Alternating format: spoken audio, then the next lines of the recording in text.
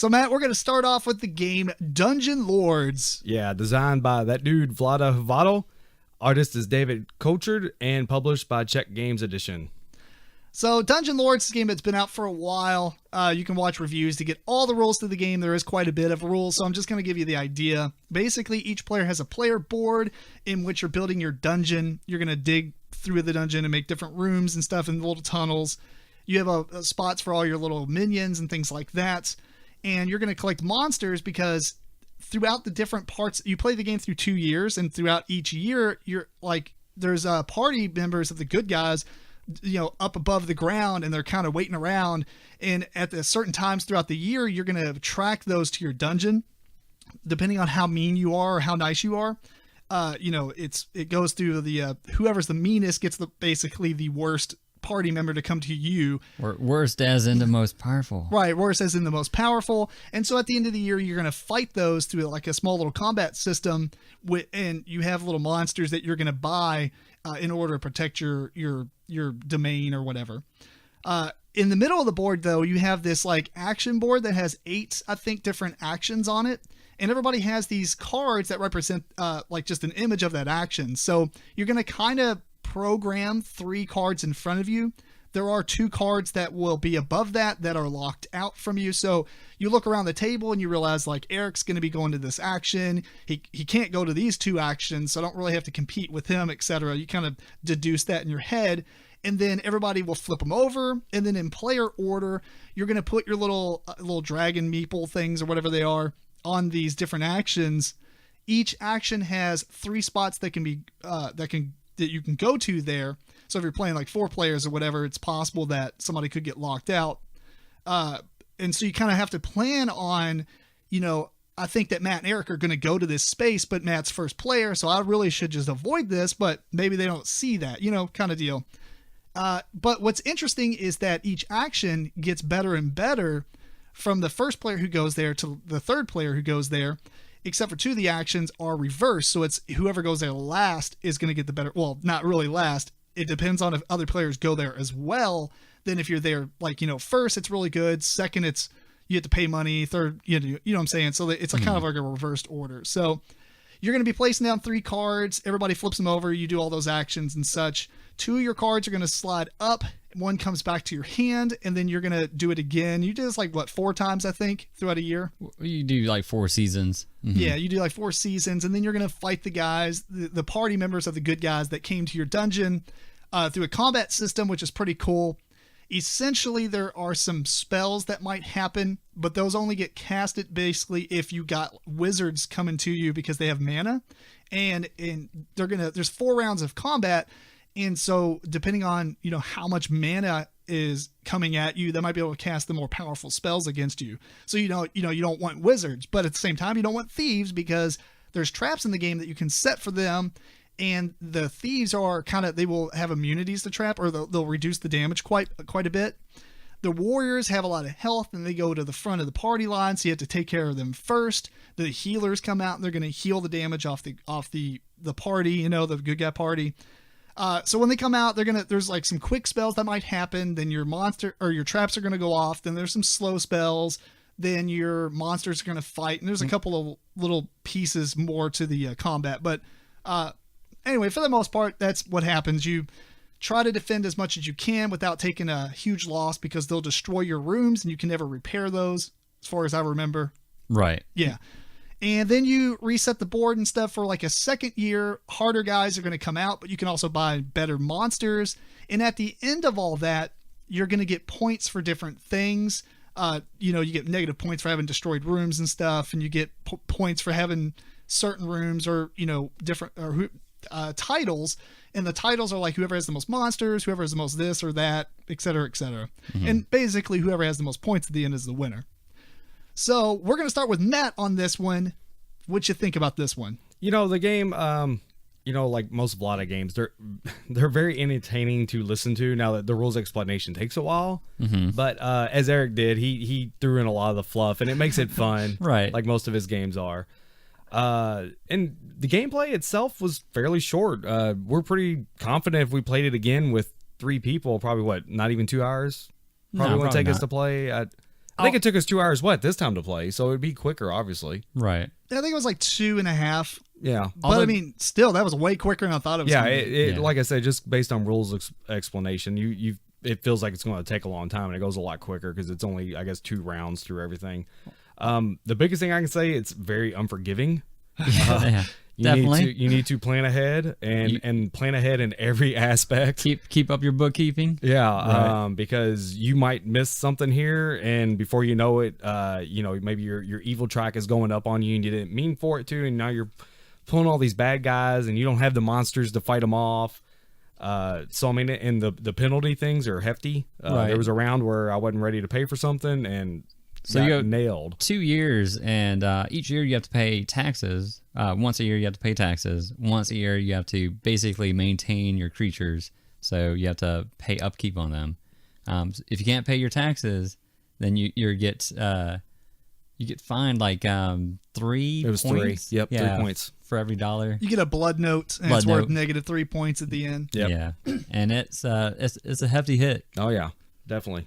Yeah, it's interesting because we were talking about this game. It's like, wow, these are a lot of rules, which we're fine with. Mm-hmm. Yeah, But then you play the game and you're like, wow, this is kind of like we always joke about Tribune, Yeah. where it's like 40 minutes of explanation, and then you play the game and it's like 20 minutes long. right. I mean, that's obviously exaggerated, but it kind of feels like that here is like there's a ton of rules, but the game really isn't that long, and it's really not that hard either. No, Like, there's- not once you get everything. Yeah, you basically once you get through a whole year and you've basically experienced everything in the game. The Right. second year is all the same stuff, just a little bit harsher or more, difficult and stuff like that. But overall, in one play session, I feel like I could play it again and be way better than what I did the first time. Right. And like the rules just seem like they flow really well. Yeah, which actually will. I'll get to this point real quick. Is I think someone playing that's new to the game versus someone that's played a couple,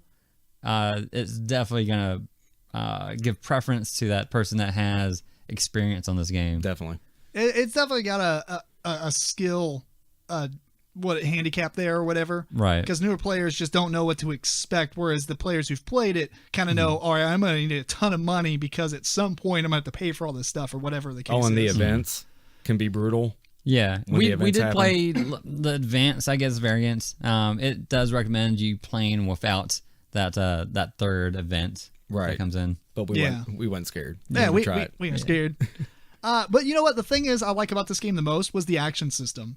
Yeah. The fact that you play cards and they become on cooldown basically, so Yeah. you can't pick them. But what's interesting is they're face up in front of all the players, and you look over and be like, "Ha, Matt's not getting gold, Eric's not getting gold," and you're like, "I'm getting gold." Yeah. Then you're like, "Wait a minute, Kind I of a kind of want somebody to go get gold so I Right. can come out there second, Right. Because you get a better payoff from it." Mm-hmm. Because when you, like, for instance, when you mine for gold, whoever goes there first is actually going to get to mine 2 of your spaces. Yeah, 2, 3, and 4. And I then think it's is the way it 2, went 3, up. and 4. Well, it's 2, 3, and 5, but really 4. Right. Because the third space you have to pay. You have to have a foreman, and then 4 guys come out. Four imp. 4. Yeah, 4 imps or whatever. A 4 imp, is that what it's called? Yeah. That makes sense because they're called imps. So it's interesting because you're like, you get excited that you're going to be able to do it, but then you're like, man, I kind of wish one other person was going to do it.